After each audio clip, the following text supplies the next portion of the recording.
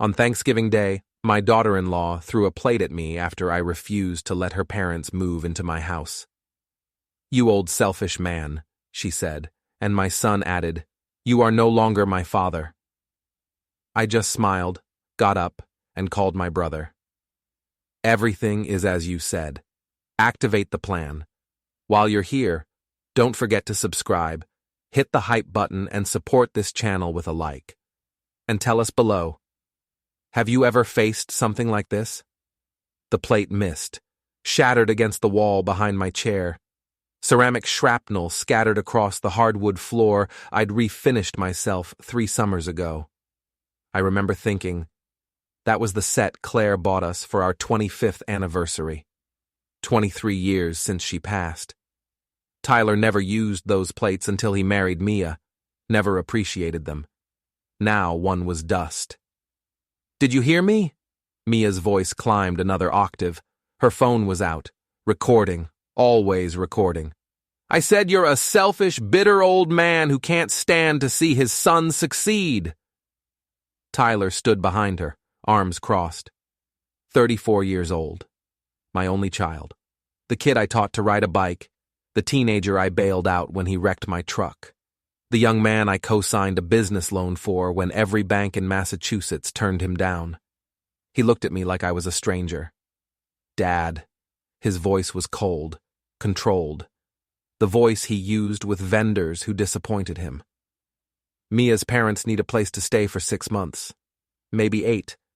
Their contractor found mold. The whole house needs remediation. We can't afford to put them up in a hotel that long." "You own a 4-bedroom house in Newton," I said. "We need our space. The twins need stability. We can't have house guests disrupting their routine." The twins, my grandchildren, 4 years old. I hadn't seen them in 7 weeks. "This is temporary," Mia added. Her voice softened, the manipulation pivot. I'd watched her do this to sponsors, to event coordinators, to Tyler himself. "Just until spring.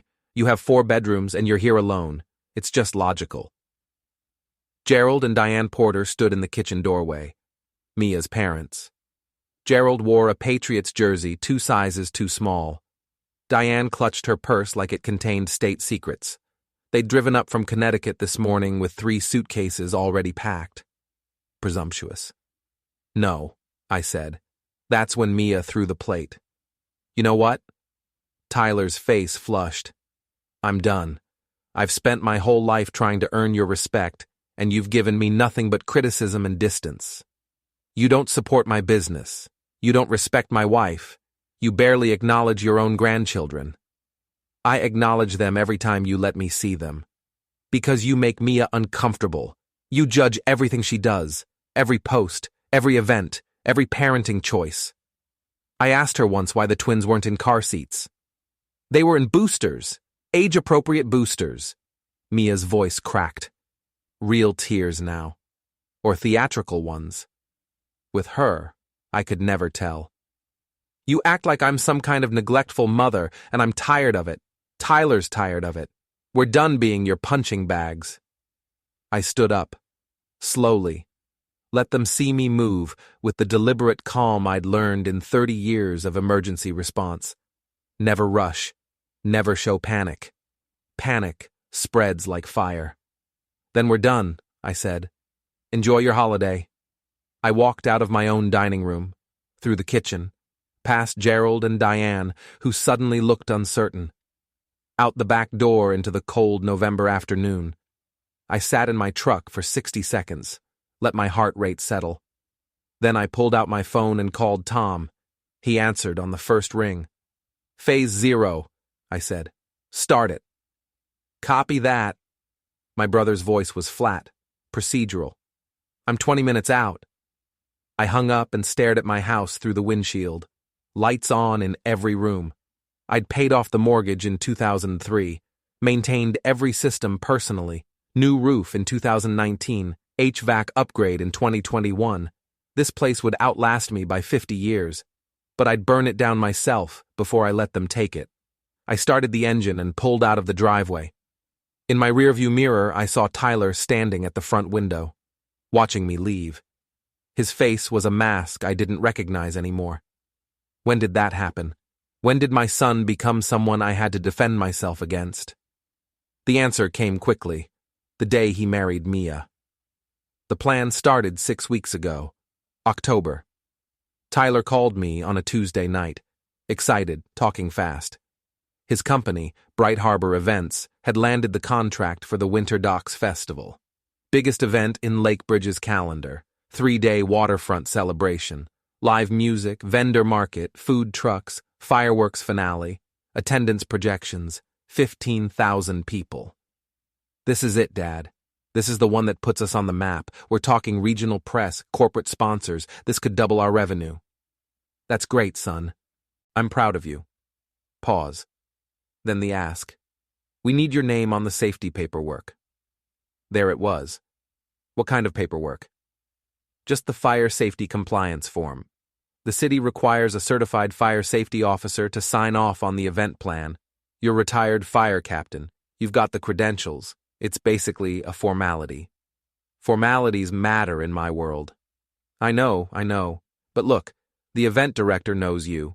Chief Ruiz knows you. Having your name on this makes the approval process smooth. It's insurance for us. Insurance. Send me the documents, I said. I'll review them. He did. That night, I read every page, twice. The Winter Docks Festival would occupy Harborfront Park for 72 hours. Stage construction required electrical hookups rated for sustained high-load output. Safety protocols included designated emergency exits, fire suppression equipment, crowd control barriers, and weather contingency plans. The form Tyler wanted me to sign made me the designated safety compliance officer, legally responsible for any incident related to fire code violations, structural failures, or emergency response inadequacies. If someone got hurt, my name was on it. I called him back. This isn't a formality. This is liability. It's covered by our insurance. Your insurance, not mine. Dad, come on. You know I wouldn't put you at risk. The event is completely by the book. We're using certified contractors, professional stage crew, everything up to code. Then you don't need my signature. Silence. The city wants someone with fire safety credentials. Hire a consultant. They exist. That costs 15 grand. We're already stretched thin on this budget. And there it was.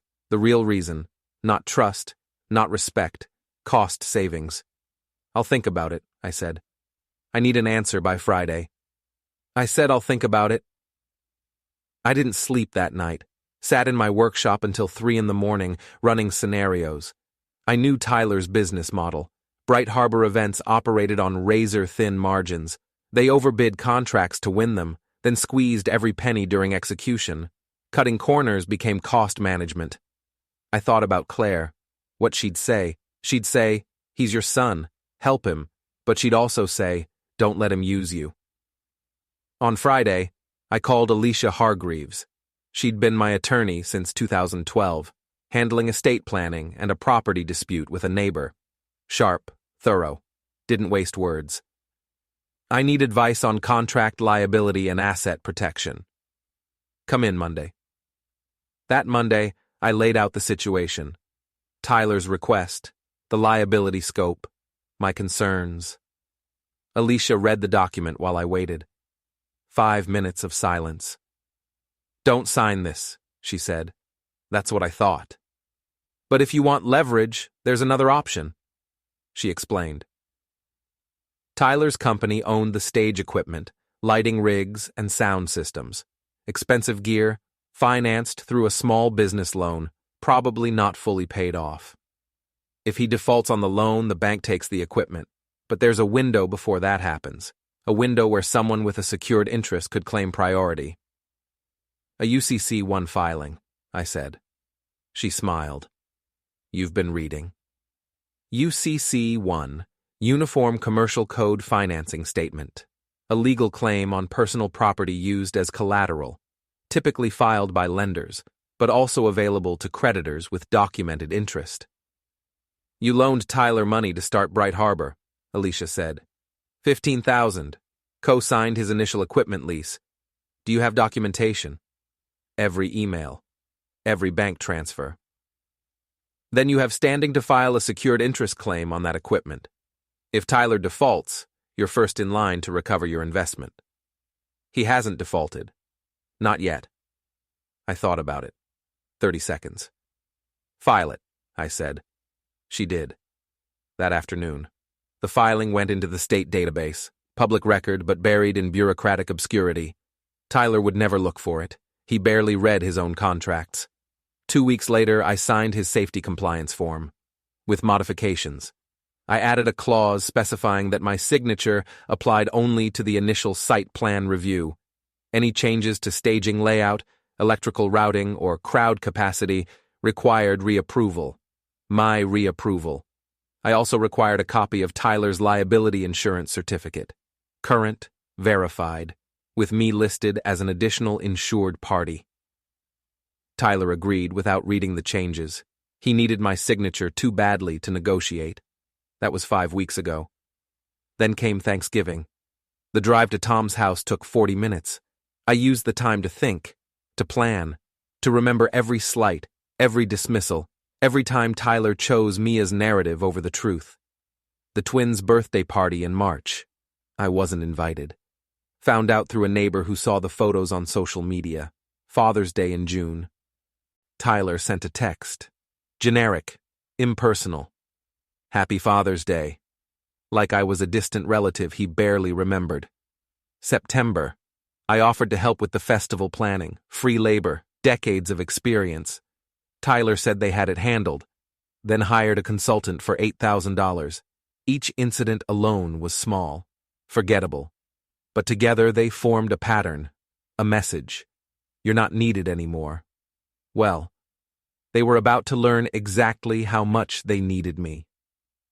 Tom lived alone in a small ranch house with a 2-bay garage, 40 minutes west of Lake Bridge, out past the reservoir where the suburbs gave way to rural Massachusetts.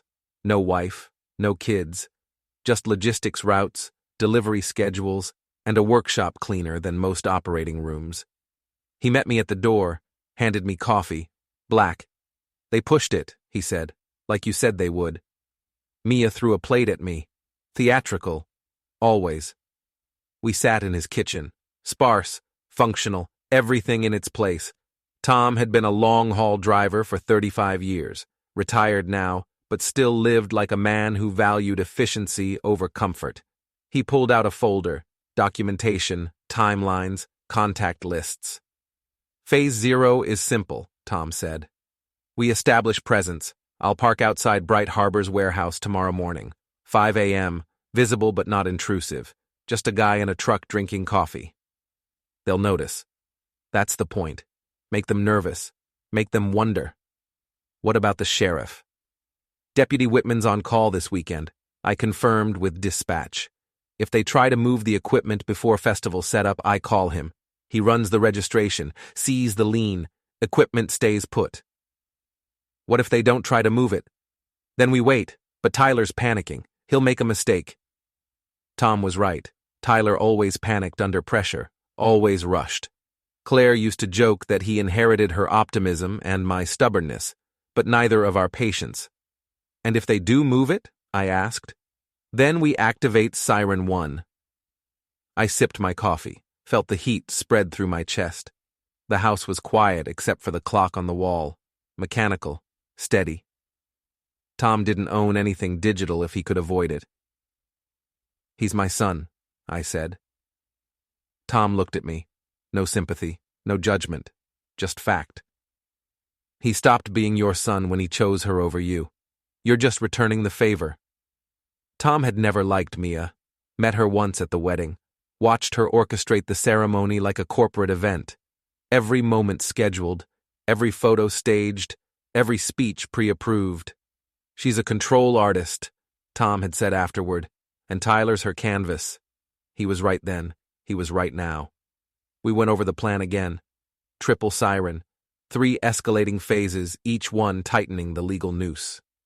Siren 1, equipment line, already filed, active, waiting for Tyler to violate it.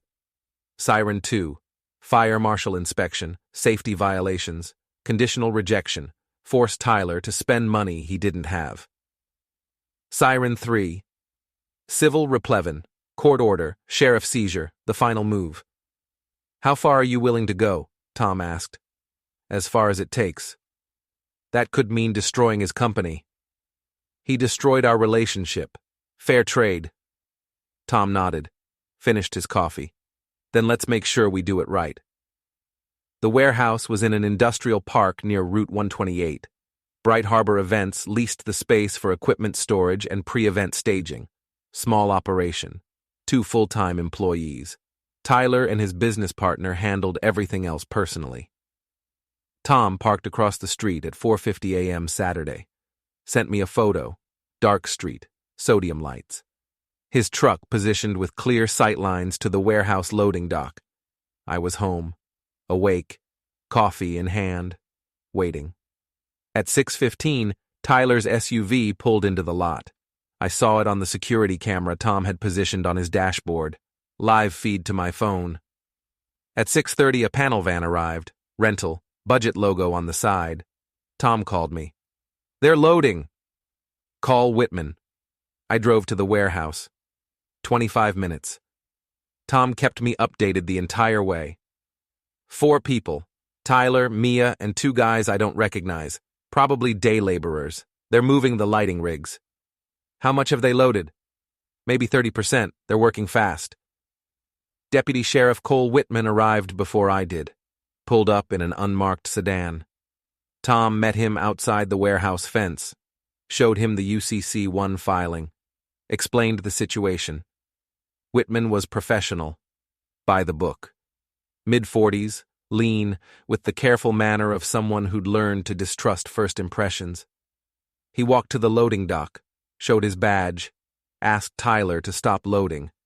I arrived 10 minutes later, parked next to Tom's truck, watched from a distance. Tyler saw me. His face went through confusion, realization, and rage in 3 seconds. What the hell is this? Legal seizure, Whitman said. Mr. Brennan has a secured interest claim on this equipment. It can't be moved or used without his authorization. That's insane! This is my gear. I own this company. You financed the gear with a loan your father co-signed. He filed a UCC-1 claim in October. It's valid, public record. You can verify it yourself. Tyler turned to me. You filed a lien on my equipment? I protected my investment. This is sabotage. This is business. You taught me that. Mia emerged from the van, phone out, recording, of course. This is harassment. You're sabotaging your own son's business because you're bitter and jealous. I ignored her, looked at Whitman. Can he proceed with setup if I authorize it? That's between you two. My job is to enforce the filing. If you want the equipment moved, you need his written permission. I turned to Tyler. We need to talk, privately. I'm not talking to you. You just destroyed my event. The event is still happening, if you're reasonable. Mia stepped between us, phone still recording. Her followers were probably watching this live. Another episode in the saga of the toxic father-in-law. Don't negotiate with him, babe. He's manipulating you. This is what abusers do. They create a crisis, then offer to solve it, so you feel grateful. It's textbook control behavior. Abuser? I felt something cold settle in my chest. I co-signed a $70,000 loan for him. I gave him $15,000 cash when his first investor backed out. I helped him build that company, and all I asked was basic respect. You asked us to worship you, Mia said. To put your ego ahead of our family. To let you control every decision we make. I asked you not to move your parents into my house without asking first. It's temporary. It's permanent. They sold their house in Connecticut 3 months ago. I checked. Closed escrow on October 15th. Public record. They're not renovating anything. They're broke. And you wanted me to support them. Silence. Tyler's face changed. He looked at Mia. You said it was temporary. It is, she said quickly. They're buying a condo in Florida. The sale just fell through. They need a few months to find another place. A few months or permanently? Does it matter? He's your father. He has space. It's what families do. Families ask, I said. They don't ambush you on Thanksgiving with packed suitcases. Tyler looked between us, torn, calculating. I could see him running the numbers. The festival was 2 weeks away. Setup started in 10 days. Without this equipment, there was no event. Without the event, there were no sponsor payments. Without sponsor payments, Bright Harbor Events would default on multiple contracts. He was trapped, and he knew it. "What do you want?" Tyler asked. "I told you. Apologize. Keep your in-laws away from my house. Pay me back the $15,000. Then we move forward." "I can't pay you back right now. Everything's tied up in the festival." "Then we have a problem." "Dad, please. This event is everything. If it fails, I lose the company. I lose the house. I lose everything we've built." "Then you should have thought about that before you told me I'm no longer your father." Mia's face twisted. "You're going to destroy his life over hurt feelings?" "I'm protecting my interests. Same as you taught him to do." I looked at Whitman. "The lien stays active. They don't touch this equipment without my written authorization." "Understood," Whitman said. He handed Tyler a card. "If you want to contest the filing, contact the county clerk. But I'm telling you now, it's valid. I reviewed it personally." I walked back to my truck. Tom followed. We drove away. Behind us, Tyler stood in the parking lot, staring at his inventory, trapped behind a legal wall he never saw coming. Mia was screaming at him. I could see it in the rearview mirror, her arms waving, her phone still out. Good. Let her scream. Let her blame him for not seeing this coming. Let them turn on each other. That's what pressure does. It finds the cracks. And Tyler and Mia were nothing but cracks. The call came at 11 p.m. "Tyler." I let it go to voicemail. "Dad, we need to fix this. Call me, please." I deleted it, poured myself a glass of whiskey, sat in my living room with the lights off. Second call at 11:40. Mia this time. "You're sabotaging your son's career because of a personal resentment. I hope you can live with that. And I hope that when you're sitting in that silent house with no one left beside you, you remember this moment. The moment you chose payback over your own family." Delete. Third call at midnight. Tyler again, voice strained, desperate. "Fine, you win. I'll pay you back. I'll figure it out. Just release the equipment. Please, I'm begging you." I saved that one. Played it twice. Heard the crack in his voice. It felt better than it should have. Tom came over Sunday morning, brought donuts. We sat in my kitchen drinking coffee, reviewing the next steps. "He's scared," Tom said. "That's good. He's not apologizing. He's negotiating. Because he thinks you'll blink. He thinks this is a bluff." I pulled up Tyler's social media. Mia had posted a video overnight, 6 minutes long, her sitting in their kitchen, crying, talking about family trauma and generational abuse. The video had 200,000 views already. Comments were running 70-30 in her favor. A few people defending me, but mostly strangers calling me bitter, controlling, toxic. One comment said I should be investigated for elder abuse. Another said Tyler should file for a restraining order. "She's good," Tom said. "Knows how to work a crowd." "She's desperate." Same thing. I opened my laptop and pulled up the festival timeline. Winter Docs was scheduled for December 20th through 22nd. 3 weeks away. Setup started December 18th. Stage construction, electrical routing, vendor booth installation. Tyler needed his equipment in 2.5 weeks. "How long can you hold the lien?" Tom asked. "Long as I want. It's legal. But if I push too hard, he'll lawyer up. Find a way to challenge it." Then we moved to Siren 2. Siren 2. Fire marshal inspection.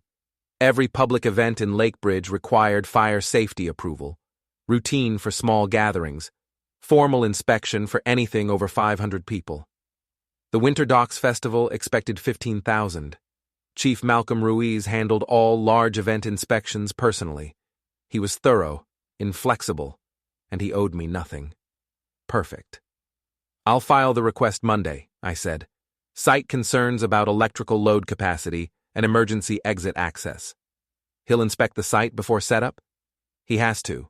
Once I flag it formally, he can't ignore it. Liability. Tom nodded, sipped his coffee. And if the site fails inspection? Then Tyler can't get his temporary certificate of occupancy. No TCO, no event. Even if he fixes the violations? Depends how fast he can fix them, and how many there are. Tom smiled. Not warm, functional. The smile of a man who appreciated efficiency. You're meaner than people think. I'm thorough, different thing. We spent the rest of the morning planning. Tom would maintain surveillance on the warehouse. Make sure Tyler didn't try to move the equipment again. I would file the inspection request and prepare documentation for Siren 3. What's Siren 3 exactly? Tom asked. Civil replevin. Court order authorizing seizure of secured property. If Tyler violates the terms of the lien, or if I have reasonable belief he'll damage or hide the equipment, I can petition for immediate seizure. You think he'll try to hide it? I think Mia will tell him to. She's already framing this as persecution. Next step is defiance. She'll convince him to move the equipment somewhere I can't find it. And if he does? Then I have grounds for replevin. Sheriff shows up with a court order. Takes everything. Game over. Tom finished his coffee. Stood. You're really going to destroy his company. I'm really going to teach him a lesson. What's the difference? I didn't answer, because I wasn't sure there was one anymore. Monday morning, I drove to City Hall, parked in the visitor lot, took the stairs to the third floor, fire marshal's office. Ruiz sat behind a desk covered in permit applications and site maps, late 50s, gray beard, reading glasses on a chain around his neck. He looked up when I entered. Brennan, he said, retirement treating you well? Can't complain. You? Counting the days. He gestured to a chair. What brings you in?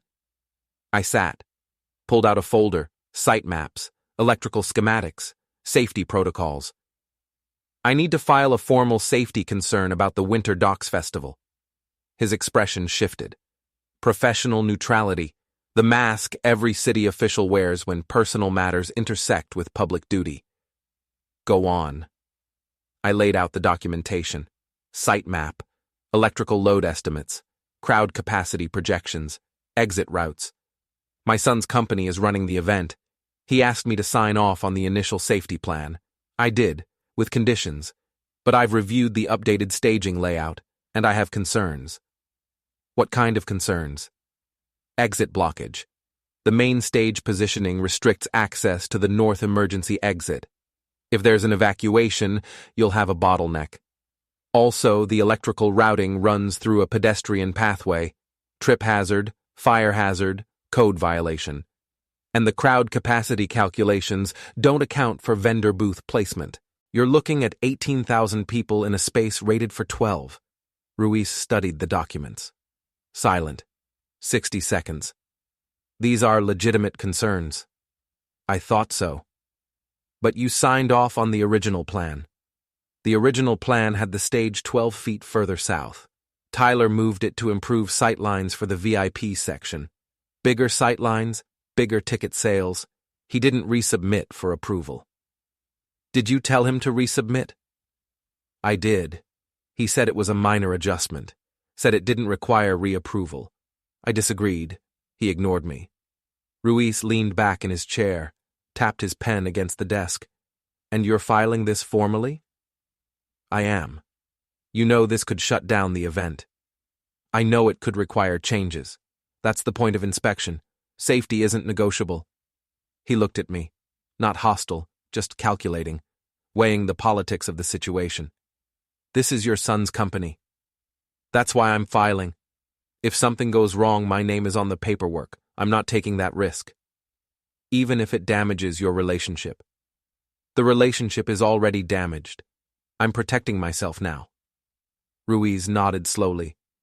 I'll schedule an inspection for this week. Thursday work? Thursday's fine. He made a note. You'll need to be present. You're the listed safety officer. I understand. I stood, shook his hand. Left. Outside, the sky was gray, cold wind off the water. December in Massachusetts felt like the world's slow exhale before winter settled in hard. I sat in my truck and called Alicia. Inspection scheduled for Thursday. What's my exposure if Ruiz finds violations? None. You flagged the problem. You're covered. Tyler's the event operator. He's liable. What if he blames me publicly? Let him. You followed protocol. He didn't. Documentation wins every time. What about defamation? Mia's been posting videos.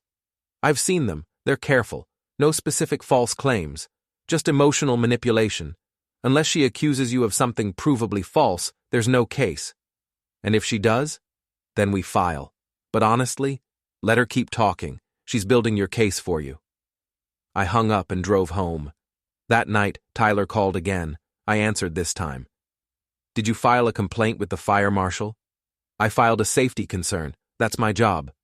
You're sabotaging me. I'm protecting myself. You changed the staging layout without approval. That's a code violation. If someone gets hurt, I'm liable. You made me liable when you asked me to sign that form. It's a 12-foot adjustment. Ruiz is going to look at it and clear it. Then you have nothing to worry about. Silence. He knew. He knew the site wouldn't pass. You're doing this because of Thanksgiving, because of me as parents, because your ego got bruised. I'm doing this because you don't respect process. You never have. You cut corners, you lie to vendors, you manipulate contracts, and now it's catching up to you. If this event fails, I lose everything. The sponsors, the contracts, the reputation. This company is my life. Then you should have been more careful. I should have never asked for your help. I should have known you'd use it against me. I didn't use anything against you. You gave me ammunition and then acted surprised when I loaded the gun. I hung up. 2 minutes later, Mia posted another video. 9 minutes this time. Accusations, crying, screenshots of text messages where I'd asked Tyler to follow safety protocols. She framed it as harassment, controlling behavior, a father trying to destroy his son's independence. The comments were worse this time. People calling for me to be investigated, suggesting I was mentally unstable. One guy even posted my home address. Another said someone should pay me a visit. Tom called. You see the video? Yeah. She's escalating, making it personal. Let her. The law's on my side. Public opinion isn't law. Public opinion doesn't sign permits. Tom was quiet for a moment. You sure you want to keep pushing? This is getting ugly. It was always going to get ugly. That's the point. Pressure finds the cracks. I'm applying pressure. Let's see what breaks. And if what breaks is permanent? Then it was already broken. I'm just making it visible. I hung up, sat in my kitchen, stared at the empty chairs around the table. Claire would hate this. She'd tell me I was being stubborn, unforgiving, cruel. She'd say family was more important than pride. But Claire wasn't here. And I'd spent the last 5 years watching Tyler turn into someone I didn't recognize.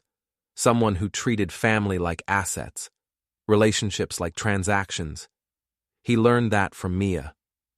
And now he was learning the cost. Thursday morning, December 5th. Inspection day. I met Ruiz at Harborfront Park at 9 a.m. cold morning. Wind off the harbor, sharp enough to cut. The sky was gray, threatening snow. Tyler was already there, standing near the stage foundation markers, Mia beside him, phone out, recording. A small crowd had gathered, maybe 20 people. Some of them held signs. Toxic parent. Family over pride. Support Tyler Brennan. Mia's doing. She'd organized this, turned a code inspection into a public spectacle. Ruiz saw the crowd. His jaw tightened. This is a routine safety inspection, not a protest. I need everyone not directly involved to clear the area. We have a right to be here, Mia said.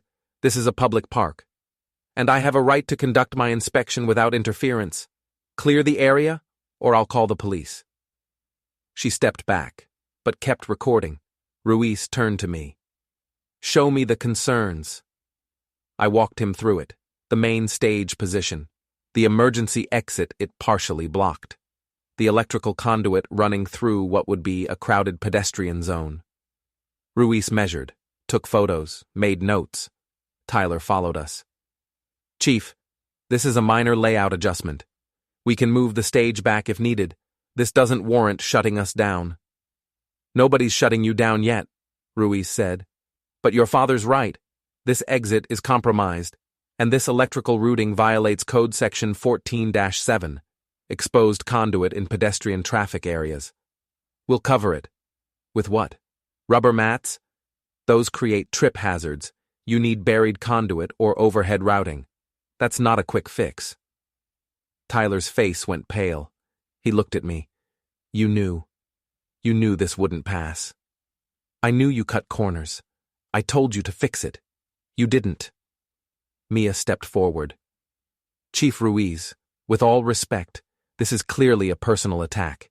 He's using his position to hurt his son's business. This isn't about safety, it's about control. Ruiz turned to her, expression flat, cold. Ma'am, I don't care about personal issues. I care about code compliance. 15,000 people will be on this site. If there's an emergency and they can't evacuate safely, people get hurt. That's my concern, not family drama. He turned back to his tablet, made more notes, took more photos. I'm issuing a conditional rejection. You can reapply once these violations are corrected.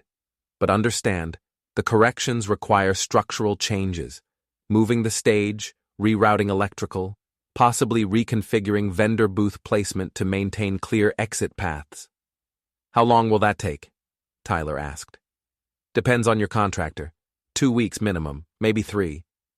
The event is in 2 weeks. Then you should have submitted accurate plans the first time. Ruiz handed Tyler a printed violation notice. Official city letterhead, red stamp at the bottom. You have 72 hours to submit a corrective action plan. I'll review it. If it's adequate, I'll schedule a follow-up inspection. If that passes, you get your TCO. If it doesn't, the event doesn't happen. Tyler took the paper, hands shaking. Ruiz looked at me. You staying on as safety officer? That depends on whether Tyler follows protocol this time. Fair enough. Ruiz nodded. I'll be in touch. He walked back to his truck, drove away. Tyler turned to me. You planned this, every step, the lien, the inspection. You wanted this to fail. I wanted you to do it right. You chose not to. Because doing it right costs money I don't have. You know that. You know exactly how tight our margins are. Then you shouldn't have changed the layout without approval. I changed it to maximize revenue, to make this event profitable, to build something that could support my family. By risking public safety. By making a business decision. Mia stepped between us, phone still recording. You're not taking this from us. We'll fix the violations. We'll move the stage. We'll pass the inspection. And when this festival is the biggest success Lakebridge has ever seen, everyone will know you tried to sabotage it and failed. She turned and walked toward their SUV. Tyler followed. The crowd dispersed. Mia's supporters. They left slowly, giving me hostile looks. One woman spat on the ground near my feet. I stood there in the cold, watching them leave. Tom called. How'd it go? Conditional rejection. They have 72 hours to submit a corrective plan, then a follow-up inspection. Can they fix it in time? Maybe. If they spend money they don't have and work 24/7. What's next? We wait. Let them scramble. Watch them make mistakes. Then we hit them with Siren 3. When? Soon. Very soon. I drove home. The house felt colder than usual. Empty. I turned on the heat, made coffee, sat in my living room. The phone rang. Unknown number. I answered. Mr. Brennan? This is Rory Kent. I'm the technical director for the Winter Docks Festival. I know who you are. I need to ask you something directly. Are you planning to sabotage this event? I'm planning to ensure it meets safety standards. That's not an answer. It's the only answer I'm giving. Silence. Then, look, I don't care about your family issues. I care about the festival. I've been running this event for 8 years. It's safe. It's compliant. It's well managed. Your son's company is doing good work. Then they'll pass the follow-up inspection. Unless you find new violations. Unless you keep moving the goalposts. I don't move goalposts. I enforce codes. You filed the UCC lien 2 days before Thanksgiving. You submitted the inspection request the Monday after. That's not coincidence. That's strategy. That's protecting my interests. That's revenge. I didn't respond. Mr. Brennan, I'm asking you professionally to let this go. If you have concerns, work with Tyler to fix them. But don't destroy his company over a family argument. If his company gets destroyed, it's because he built it on weak foundations. He built it on hard work and sacrifice, same as you built your career. I built my career on safety and integrity. He's building his on shortcuts and social media. That's not fair. Life isn't fair. He's learning that now. I hung up. An hour later, Alicia called. Tyler's attorney contacted me. They want to negotiate. What do they want? They're offering to pay back the $15,000 in installments, $2,000 a month starting in January. In exchange, you release the lien and withdraw as safety officer. No. You didn't even think about it. I don't need to. They're trying to remove my leverage before the follow-up inspection. You'd get your money back. I'd get promises. Tyler's promises are worthless. What do you want then? I want him to feel what I felt on Thanksgiving. Helpless, betrayed, disposable. That's not a legal objective. Then I'll settle for watching him fail. Silence on the line. You're going to push this all the way, aren't you? Alicia said. All the way. Even if it destroys him. Especially if it destroys him. She sighed. I'll draft the response. But I'm telling you now, this is personal, not professional, and personal vendettas rarely end well. This one will. I hung up. That night, I sat in my workshop, surrounded by tools, projects half finished, a wooden rocking chair I'd been building for the twins, started it a year ago, never finished it, because I wasn't allowed to see them anymore, because Mia decided I was toxic, because Tyler chose her over me. I picked up the sander, turned it on, let the noise fill the space, and I worked until my hands hurt and my mind went quiet. The next week was chaos. I watched from a distance, through Tom's updates, through social media, through the small-town gossip network that made Lakebridge feel like everyone's business was everyone's property. Tyler hired a new contractor, emergency rates, double time. They started site modifications on Monday, stage repositioned 12 feet south, electrical rerouted through buried conduit, new emergency exit signage, additional fire suppression equipment, cost estimate, $45,000, unbudgeted. Maya posted daily updates, framing it as a story of perseverance. When someone tries to tear you down, you build higher. Her followers ate it up. Comments full of support, sponsors pledging additional funding, local businesses offering discounts on equipment. She was good. I had to give her that. But good marketing doesn't fix structural problems. Tom called Wednesday evening. Their main sponsor pulled out. Which one? Harbor Financial, $50,000 platinum package. They cited uncertainty around event viability and reputational risk. How'd you find out? I know a guy in their corporate office. He owed me a favor. That puts them in a hole. A deep one. They were counting on that money to cover the contractor overruns. What are they doing about it? Looking for replacement sponsors, but it's 2 weeks before the event. Nobody wants to jump on a sinking ship. I felt something warm in my chest. Not quite satisfaction, more like validation. This is what happens when you build on sand. The follow-up inspection was scheduled for December 12th, 1 week away. Tyler had 7 days to complete the corrections, and Hope Ruiz approved them. 7 days to save his company. I spent those days preparing Siren 3. Civil replevin. the nuclear option. Alicia walked me through the process. You need to demonstrate that Tyler poses a risk to the secured property, either through negligent use, threat of damage, or intent to conceal. He tried to move it once already. Right. That's incident 1. But you authorized the equipment release for festival setup, so technically he's not violating the lien anymore. What if I revoke that authorization? On what grounds? Safety violations. The equipment can't be used until the event is approved. If the event isn't approved, using the equipment violates the terms of my secured interest. Alicia smiled. That's clever. Circular logic, but legally sound. You're making the equipment's usability contingent on event approval, which is contingent on Tyler meeting standards you're partially responsible for enforcing. Is that ethical? It's legal. Ethics are subjective. Then draft the revocation, dated for December 13th, one day after the follow-up inspection. You're assuming the inspection won't pass.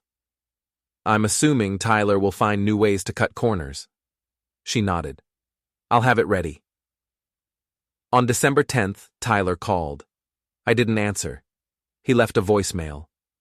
Dad, I know you hate me right now. I know I messed up, but please don't do this. The twins ask about you. They miss you. Emma said she wants to show you her ballet recital. She's been practicing for weeks, and James keeps asking when Grandpa's coming to visit. Pause. His voice cracked. I miss you too. I know I don't say it. I know I'm terrible at this. But I miss you.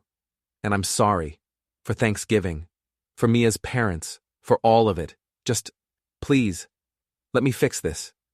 Let me prove I can do this right. I saved the message, played it 3 times, then I deleted it. Because words are easy, actions matter. And his actions told me everything I needed to know. December 11th.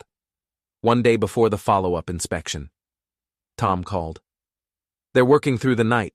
Contractors got a full crew on site, floodlights, generators. They're pushing hard. Will they finish? Probably, but finishing and passing are different things. Keep watching. Always do. That night, I couldn't sleep. Lay in bed. Stared at the ceiling. Thought about Claire. What would she say if she could see me now? She'd say, "You're hurting yourself as much as you're hurting him." She'd say, "Forgiveness isn't weakness." She'd say, "He's your son." Nothing changes that. But she'd be wrong. Everything changes that. The moment he told me I was no longer his father, everything changed. Because family isn't biology. It's choice. It's loyalty. It's showing up when it matters. And Tyler stopped showing up years ago. I was just the last one to accept it. December 12th. Follow-up inspection day. I arrived at Harborfront Park at 8 a.m., an hour early. Wanted to see the site before Ruiz arrived. Before Tyler had a chance to spin the narrative. The changes were visible. Stage moved south, new electrical routing, emergency exits clearly marked, fire extinguishers positioned every 50 feet, crowd control barriers installed. It looked compliant, it looked safe, except for one thing. The vendor booth layout. Tyler had added 6 additional booths in the northwest corner, food trucks, positioned in a cluster that created a natural bottleneck. If crowds surged toward that area, people would get trapped. I took photos, made notes. Tyler arrived at 8:30, saw me. His face went from hope to resignation. You're looking for problems. I'm doing my job. Your job is to help me, not destroy me. My job is to ensure public safety. You keep confusing the two. Ruiz arrived at 9.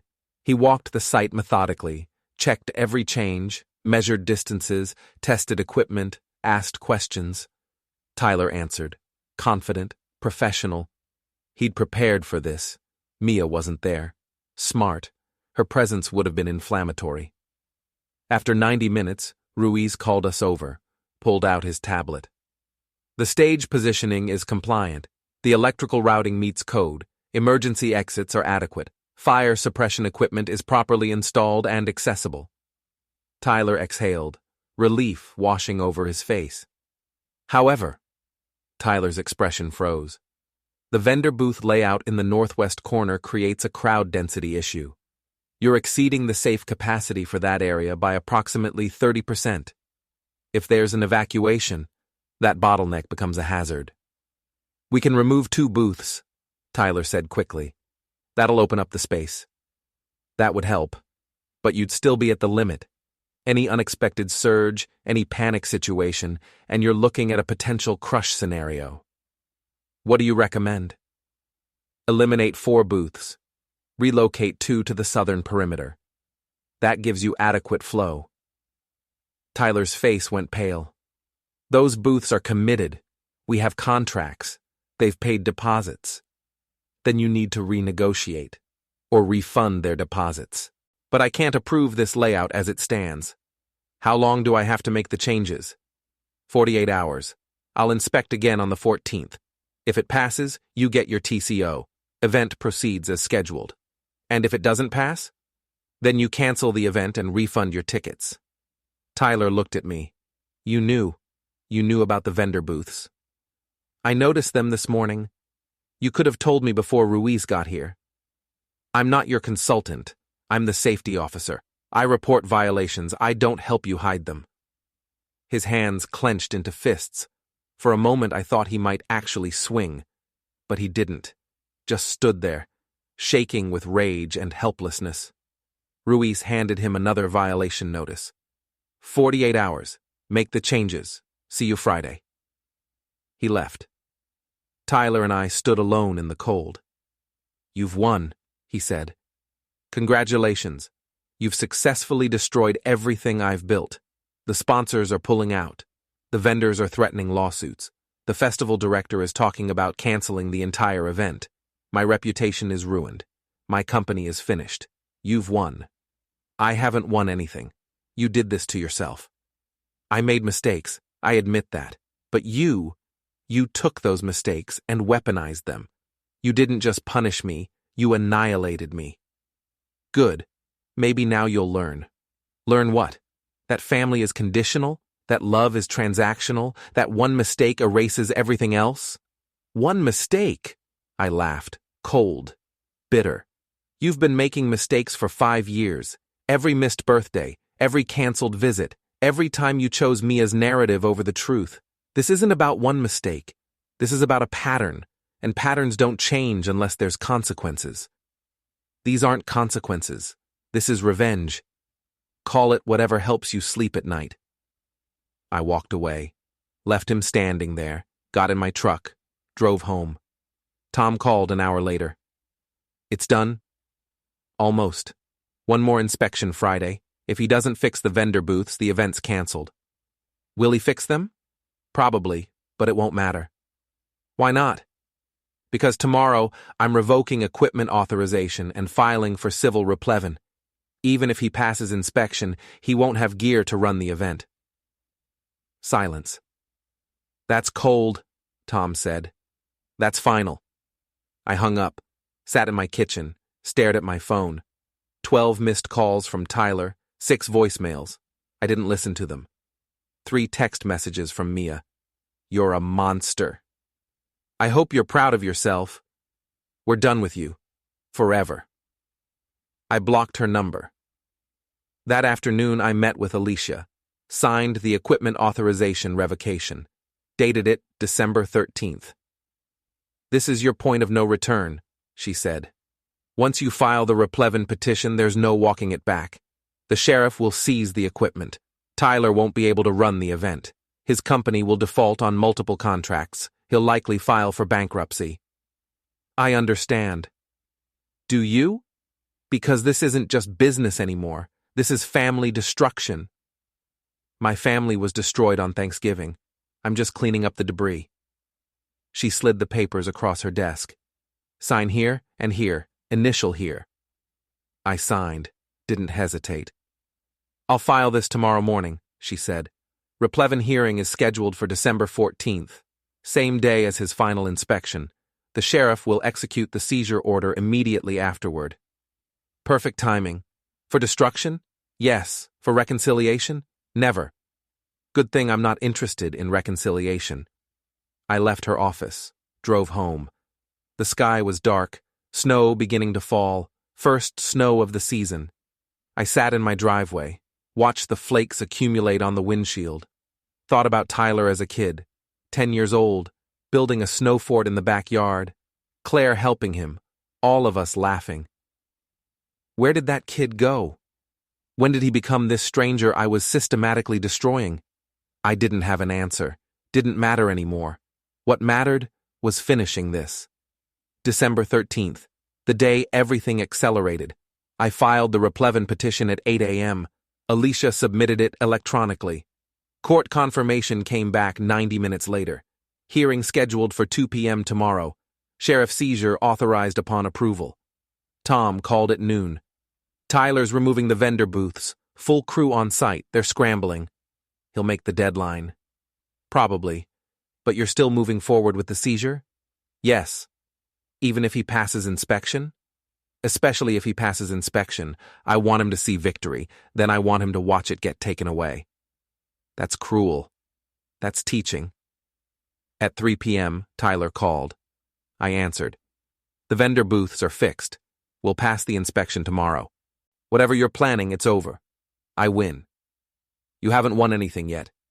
Chief Ruiz is coming tomorrow at 10. He'll see the changes. He'll approve the TCO. The event will happen, and you'll have to live with the fact that you tried to destroy me and failed. We'll see. What does that mean? It means good luck tomorrow. I hung up. He called back immediately. I didn't answer.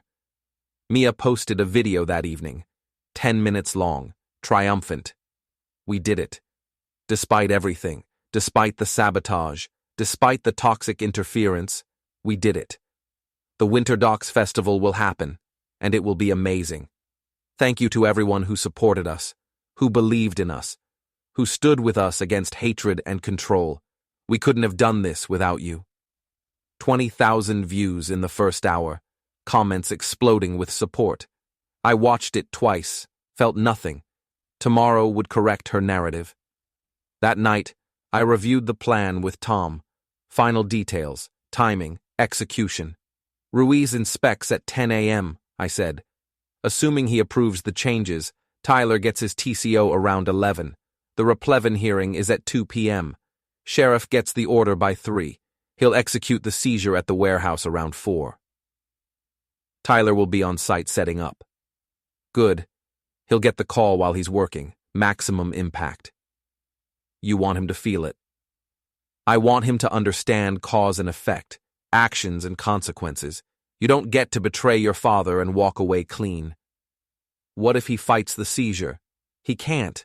The lien is valid. The Replevin order is legitimate. He has no legal standing. I mean physically. What if he tries to stop the sheriff?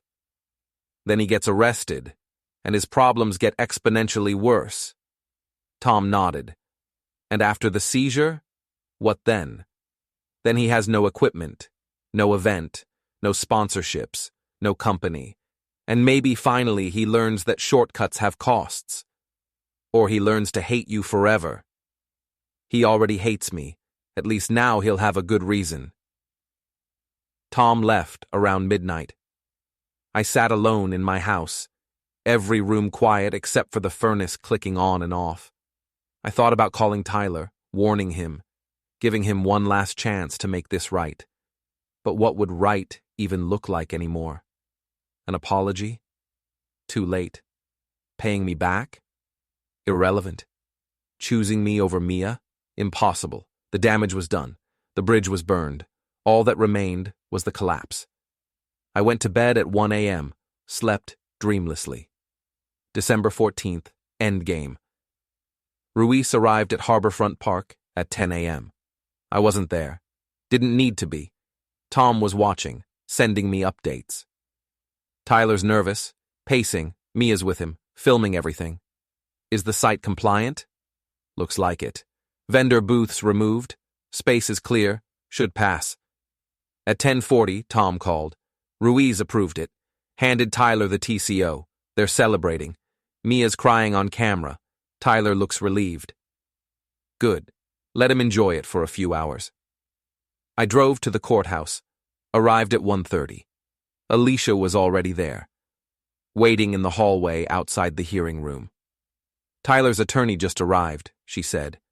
He looks confused. I don't think Tyler told him about the replevin. Tyler doesn't know about the replevin.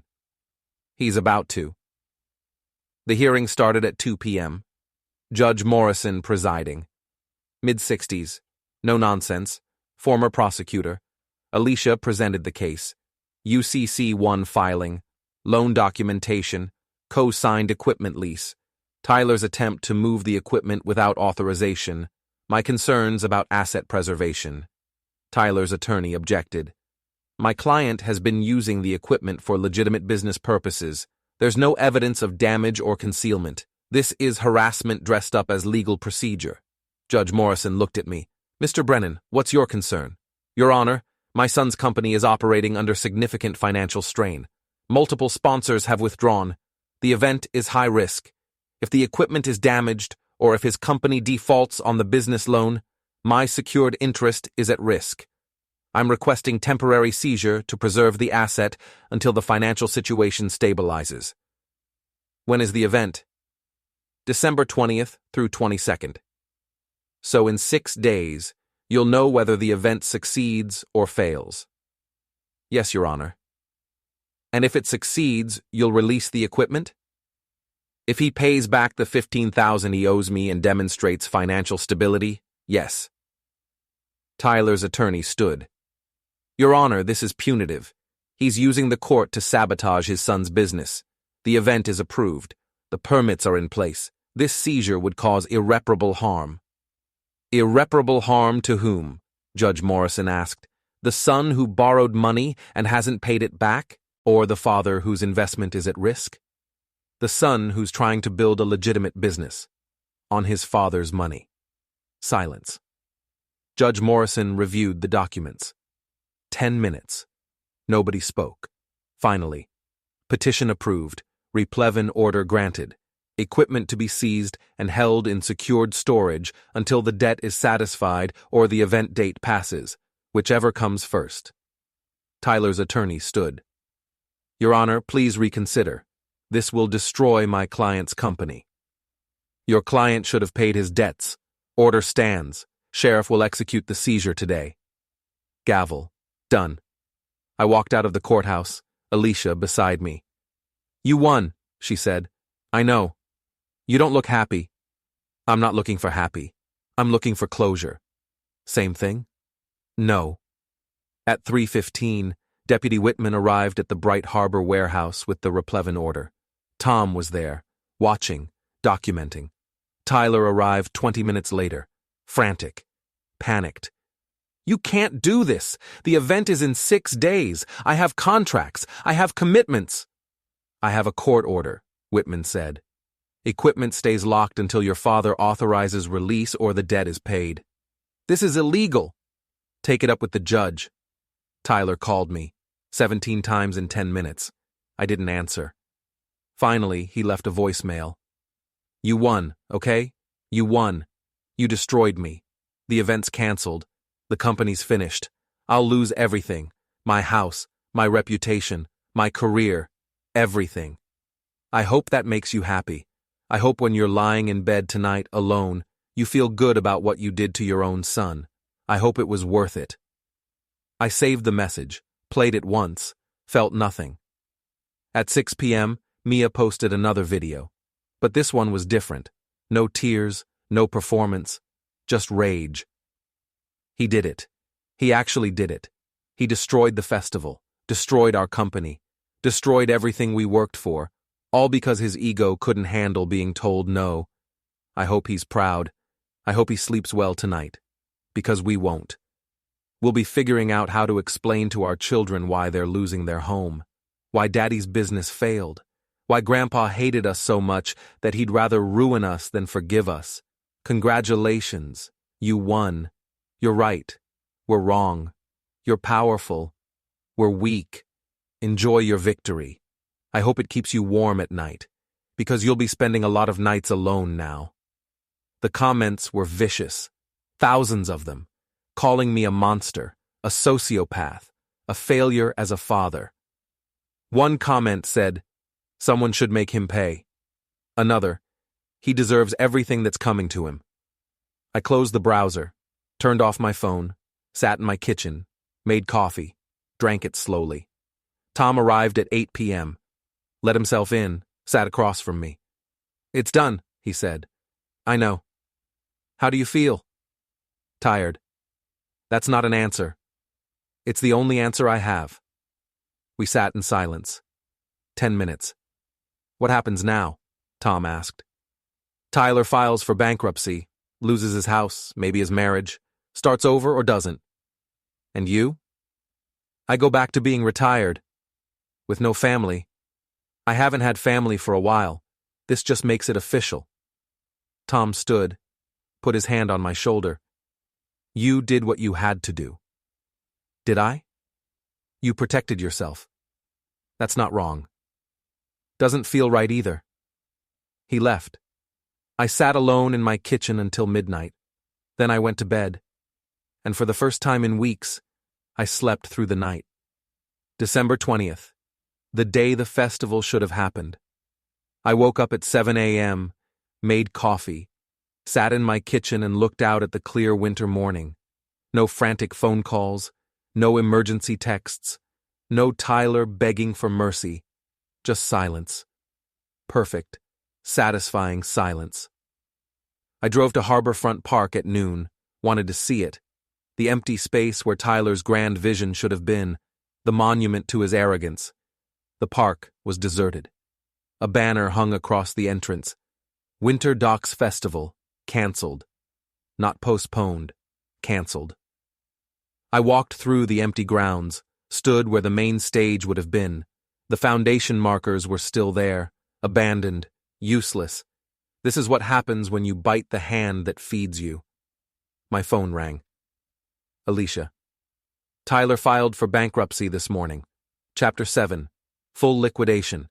The equipment sale should cover your $15,000 plus legal fees. You'll see the money in about 6 months." "Good."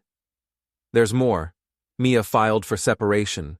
She's taking the twins to Connecticut, moving in with her parents." I smiled. Her parents who supposedly had a house being renovated. Apparently that was resolved quickly once Tyler's money dried up. Interesting how that works. "You sound pleased." "I am pleased. I protected myself. I taught my son a valuable lesson about consequences. And I recovered my investment. That's 3 wins. Most people would feel some regret. Most people let themselves be used. I'm not most people." I hung up and continued walking through the empty park. Each step felt lighter, freer. For 5 years, I'd carried the weight of Tyler's judgment, his dismissal, his betrayal, watching him choose that manipulative woman over me, watching him forget everything I'd done for him. Now he'd remember. Every single day of his broken life, he'd remember what happens when you turn your back on family. Tom called as I was leaving the park. "Heard the bankruptcy news. How you feeling?" "Victorious," he laughed. "Good, you earned it." "I did, every bit of it." "You coming over tonight? I'll make steaks. We can celebrate properly." "I'll bring the bourbon." I drove home. The afternoon sun was bright. The air was cold and clean. Massachusetts winter at its finest. At 4 p.m., there was a knock on my door. I looked through the window. Tyler's SUV in the driveway. I opened the door with a smile. Tyler stood there, eyes red, face hollow. He looked destroyed. Perfect. "Can I come in?" I stepped aside. "Of course." He walked to the kitchen, sat at the table. Same chair as Thanksgiving. But this time, he wasn't cocky. He wasn't dismissive. He was broken. "I came to tell you that you won," he said. His voice was flat, empty. "The company's gone. The house is in foreclosure. Mia filed for separation this morning. She took the twins back to Connecticut. Her lawyer says I'll need supervised visitation." "I'm sorry to hear that." I lied. I wasn't sorry at all. "No, you're not. This is exactly what you wanted. You systematically destroyed everything I built, and you enjoyed every second of it." I protected myself. I said calmly. You chose to make me your enemy. I simply responded appropriately. Appropriately? You annihilated me. I taught you a lesson. Actions have consequences. Betrayal has costs. You wanted to be independent? Congratulations. You're independent now, completely alone, just like you wanted. Tyler's hands shook. I asked for your help. You demanded I let your in-laws move into my house. You threw my generosity back in my face. You told me I was no longer your father. Remember? I remember. Every word. I was angry. And now you understand what real anger looks like. What happens when you push someone too far. I leaned forward. You know what the beautiful part is? It was all legal. Every move, every filing, every court order. I didn't break a single law. I just used the system exactly as it was designed. You gave me the weapons, son. I just had the intelligence to use them. Tyler stood up. I hope you're happy. I am. For the first time in 5 years, I actually am. Because I don't have to wonder anymore. I don't have to wait for you to call. I don't have to hope you'll include me in the twins' lives. I don't have to pretend that your wife respects me or that you value me.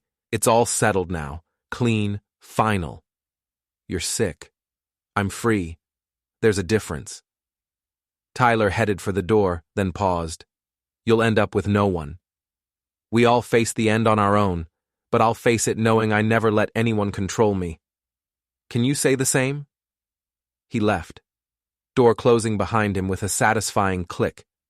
I stood there, smiled. Actually smiled. That felt good, really good. I made dinner, a real dinner. Steak, potatoes, the works. Opened a bottle of wine I'd been saving, sat at my table and enjoyed every bite. No stress, no wondering when Tyler would call, no hoping for reconciliation that would never come, just clarity, peace, victory.